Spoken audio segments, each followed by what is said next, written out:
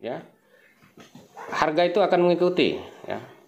Tidak bisa kita tentukan langsung sekian keinginan petani, tetapi tidak mengikuti standar kualitinya. Nah, itu juga kita latah artinya itu. Ya. Jadompu ditanam juga. Terus untuk jangka pendeknya, tumpang sari dari Majadompu itu adalah jagung. Jangka pendeknya 4 Udah. Tiga manfaat itu. Kita dapat Udah. Halo sahabat tani Kabupaten Dopu, selamat berjumpa lagi dengan saya dalam channel Sahabat AKJ. Kali ini kita akan membahas tentang bagaimana standar quality untuk menjual umbi porang hasil panen kita ya, yang dikatakan umbi produksi. Perlu kita ketahui sebelumnya bahwa hasil panen itu ada dua macam umbi ya. Pertama, untuk berat 0,5 kg up itu namanya umbi produksi.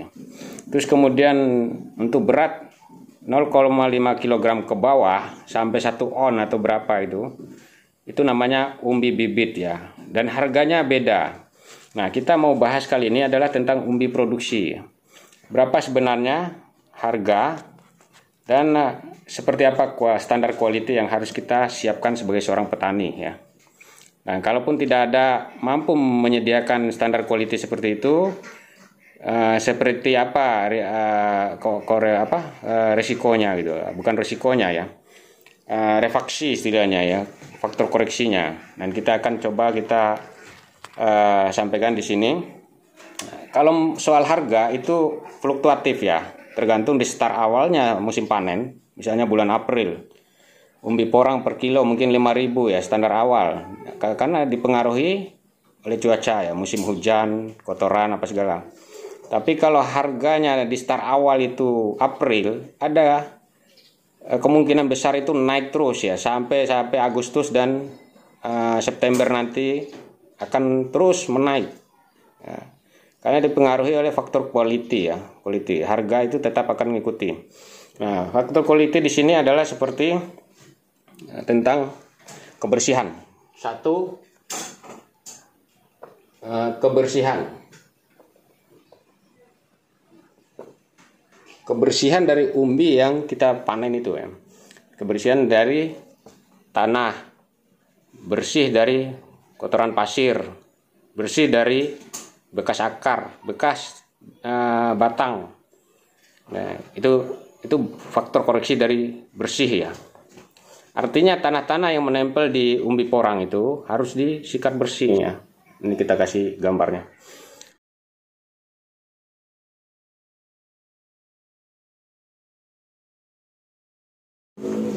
Ini sikat yang kita pakai bentuknya ini lunak ya, sikat cuci ya. Kalau kita tidak punya alat cuci yang lain ya, kita pakai tradisional aja sikat ini ya.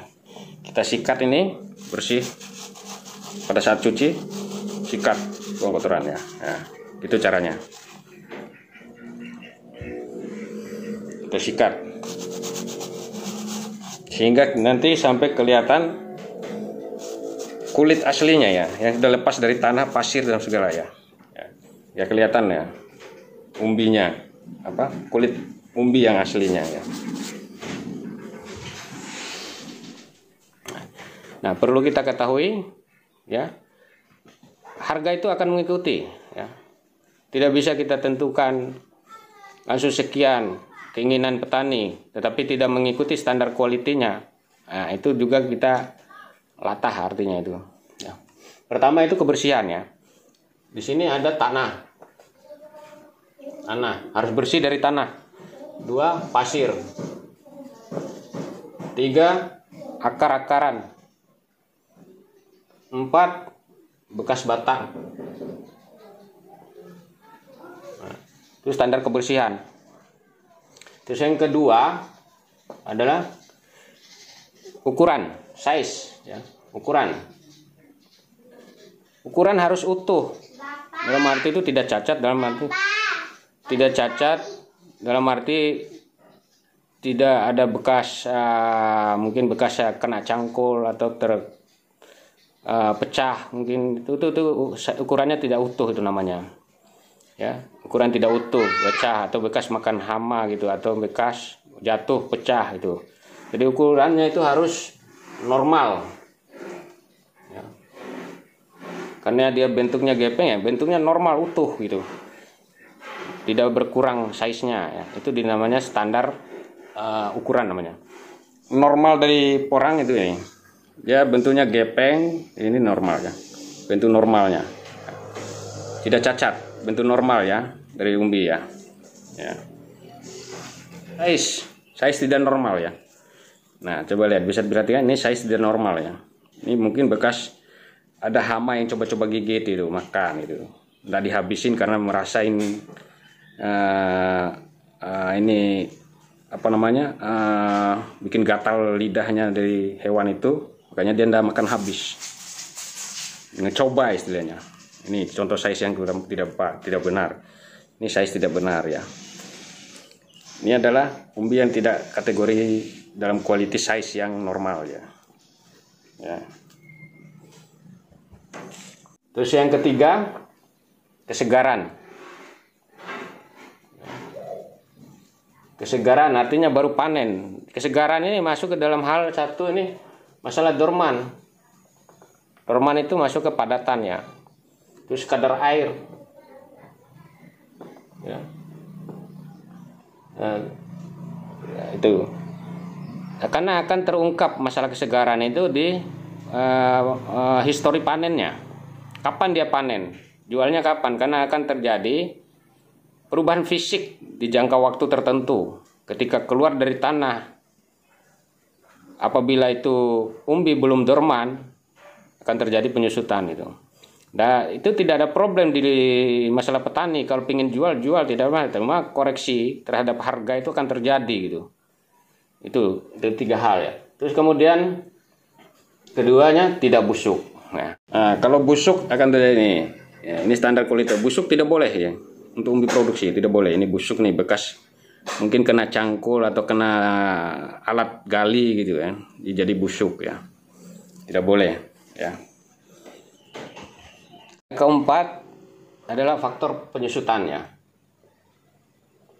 Penyusutan ini relatif penyusutan itu. Kalau sudah panennya sudah dorman ya penyusutannya kecil aja itu. Tergantung masa transportasinya sampai berapa hari gitu. Apalagi kalau kita nyetok akan terjadi perubahan penyusutan, tapi tidak dibebankan kepada petani. Karena kita ada perhitungan sebelum pembeli itu, sebelum melakukan jual beli gitu. Nah, tidak boleh dibebankan ke petani, tapi dalam istilah beli itu ada faktor penyusutan. Dan ini juga harus ada koreksi ke petaninya mengenai musim panen ya, kaitan dengan dorman atau tidak dorman ya. Ya, jadi itu ada 4 poin ini yang menentukan faktor quality dalam penjualan umbi porang, umbi produksi. Jadi penjualan dalam umbi produksi. Kalau start awalnya di musim panen April, terjadi harga misalnya start awalnya ya. Start awal itu harga 5.000 per kilo atau 6.000 per kilo, atau nanti terjadi 7.000, artinya ada proses di situ ya. Tergantung di start awalnya. Kita menyediakan standar kualitinya. Perubahan harga itu tiap bulan akan bergerak terus sampai dengan September nanti. Ya, akan berubah terus. Berubah naik, bukan berubah turun. Walaupun kapasitas panennya tinggi ya, berubah naik terus ya. Kaitan dengan permintaan. Nah, tergantung start awalnya berapa harga gitu. Jadi sekilas itulah tentang bagaimana menyediakan umbi porang produksi untuk dijual bagi petani ya. Supaya kita jangan salah-salah dalam menerka harga gitu. Kita memimpikan harga tinggi tapi tidak kita sediakan quality standar untuk jual gitu. Dan juga pembeli juga akan teliti di situ sehingga kena refaksi atau faktor koreksi terhadap barang yang petani jual. Jadi itu harus kita perhatikan mengenai standar kebersihan atau standar quality di dalam penjualan umbi porang produksi. Sekiranya itu terima kasih banyak, sampai jumpa lagi di lain kesempatan. Kita akan bahas lagi untuk selanjutnya mengenai umbi bibit yang 0,5 kg ke bawah, dari 1 on sampai 0,5 ya. Umbi bibit berapa harganya, bagaimana cara menyediakannya, berapa lama kita harus menjadikan umbi ini untuk siap untuk ditanam ya. Saya kira itu aja. Salam Jarapasaka. Hormat saya dari Edi Muntaha, channel Sahabat AKJ. Assalamualaikum warahmatullahi wabarakatuh.